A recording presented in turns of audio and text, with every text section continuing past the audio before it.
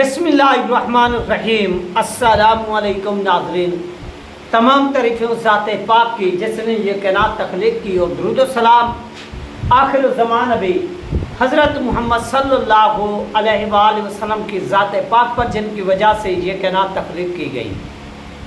नाज़रीन, आज की में बात करेंगे कि इमरान खान के बाद अगला नंबर साद रिजवी साहब का बड़ा रिलीफ मिलने लगा। वो किस तरह से और कैसे, ये सारी जो डिटेल्स हैं, जो तफसीलात हैं, वो आप लोगों के साथ इस वीडियो के अंदर शेयर होंगी। चैनल पर नए तो इसको लाजमी सब्सक्राइब करें, वीडियो को शेयर करें और कमेंट्स भी करें। जितनी बहन भाई देख रहे हैं, ये आपसे मुद्दबना गुजारिश है, रिक्वेस्ट है। नाज़रीन, इमरान खान के बाद अगला नंबर साद रिजवी साहब का, यानी पाकिस्तान की पॉलिटिकल सियासी, अगर आप ओवरऑल देखें ना, अगर आप जरदारी का कंपैरिजन करें, अगर शहबाज नवाज का करें, शहबाज नवाज तो ये वैसे वोट के अंदर घुसे बैठे हैं, इनकी तो आप ये किसी इलाके से भी नहीं जीत सकते। बाकी पीपल पार्टी रहेगी जिसे सिंध की जमात बोलते हैं। अगर ये नए सूबे बनते हैं तो उन नए सूबे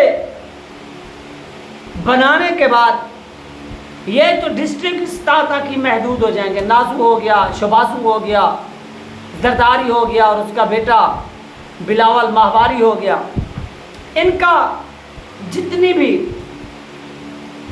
ये टेम्पो वगैरह, ये चांद अजला तक महदूद हो जाएगा। लेकिन एक बात आप अपने जहन में रखें कि साद रिजवी साहब और इमरान खान पाकिस्तान के इंटरनेशनल स्तर पर नुमाइंदगी करने वाले लीडर है। एक होते ना नेशनल, एक होते इंटरनेशनल।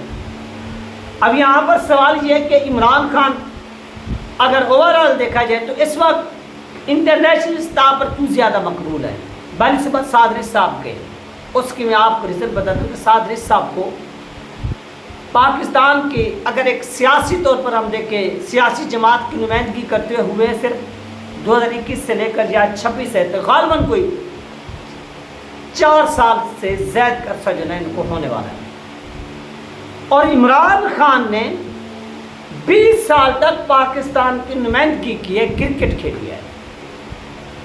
यानी वो 20 साल तक पाकिस्तान के टीवी स्क्रीनों पर अपनी कौम को नज़र आते रहे, नौजवानों को नज़र आते रहे, दुनिया को नज़र आते रहे, इंटरनेशनल वो विज़िट करते रहे। इमरान खान इसलिए आ गए हैं। अब ये आपको बात समझनी चाहिए कि अगर लोग कहते हैं कि अगर इमरान, यानी मैं लोगों की बात नहीं कर रहा, मैं इंटरनेशनल जो इदारे हैं, जो पाकिस्तान के अंदर सर्वे करते हैं, जो गैर जानबदार इदारे हैं, जो एस्टेब्लिशमेंट के अंडर नहीं काम करते, बल्कि इंटरनेशनली जो सर्वे जारी करते हैं, कि वो अपने सर्वे के अंदर नंबर 1 पोजीशन पर दिखाते हैं तहरीक इंसाफ को, नंबर 2 पोजीशन पर दिखाते हैं लबैक को, इमरान खान को नंबर 1, साद रिजवी साहब को नंबर 2। ये अंग्रेज़ों के इदारे बनाए गए। ये कोई पाकिस्तान का जियो नहीं, एयर नहीं, बोल नहीं, फेल नहीं, ये इदारे नहीं,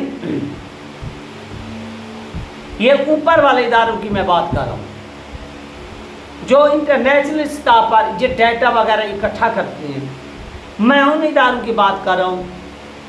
तो इसलिए इमरान खान को इस वक्त एज हासिल है कि उन्होंने 15-20 साल जो इंटरनेशनल क्रिकेट खेली है उनके गैर मुल्की, और दूसरा उन्होंने दुनिया के सामने बड़े बड़े, तो इसलिए इमरान खान को थोड़ा भी बर्तरी हासिल है।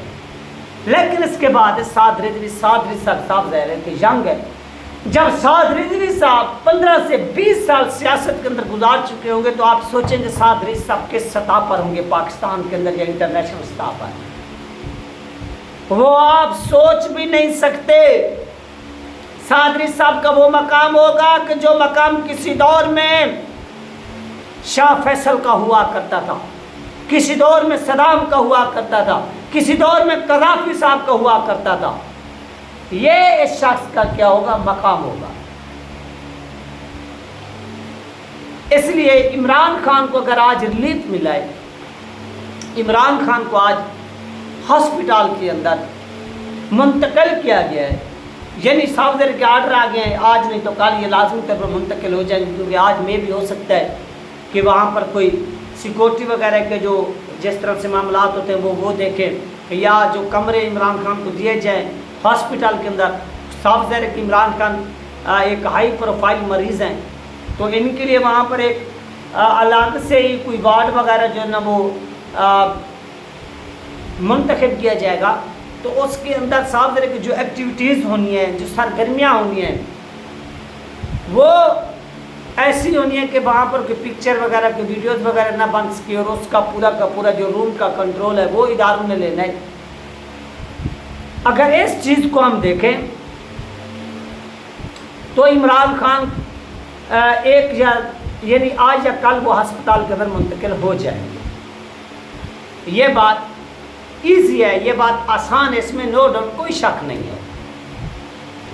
اگر بہت سے لوگ کہتے ہیں کہ نہیں ایسا نہیں ہے، نواز شریف تو 3 ماہ کے بعد ہسپتال میں منتقل ہو گئے تھے، عمران خان 6 ماہ کے بعد۔ اب بات ہوتی ہے سادرس صاحب کی کہ سادرس صاحب کو ریلیف کیسے دیا جائے۔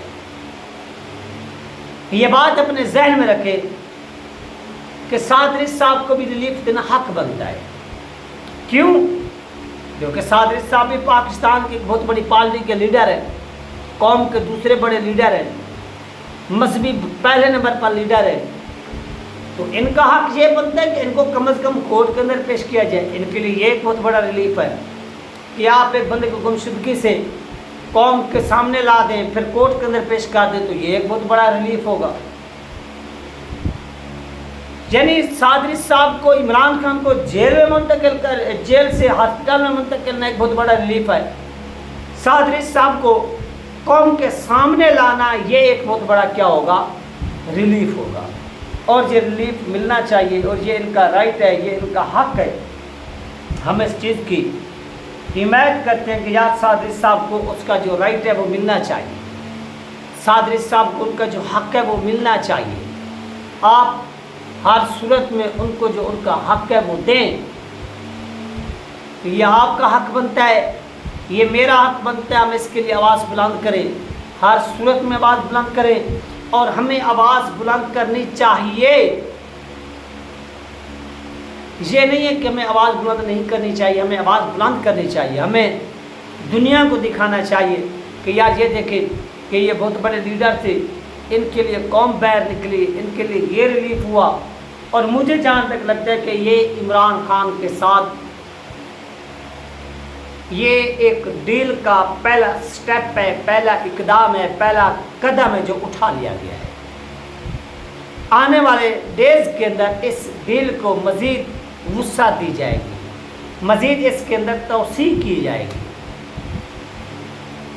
یہ چیز مجھے ایسی لگ رہی ہے، اب اس میں حقیقت کیا ہے باقی وہ آپ میرے سے بہتر جانتے ہیں، تو اس طرح سے نا وہ آگے جانا چاہیے، اور ان لوگوں کو ریلیف ملنا چاہیے، ان کو ریلیف دینا چاہیے۔ ریلیف دینے میں کوئی حرج نہیں ہے، کوئی اس میں گناہ نہیں ہے، آپ ان کو لازمی طور پر جو ہے وہ ریلیف دیں۔ یہ قوم کا سرمایہ ہے، اور دنیا کے اندر جتنی بھی قومیں ہیں وہ اپنے سرمایہ کو کبھی ضائع نہیں ہونے دیتی، تو یہ قوم کا حق بنتا ہے کہ قوم ایسے اپنے لیڈروں کے لیے آواز بلند کریں،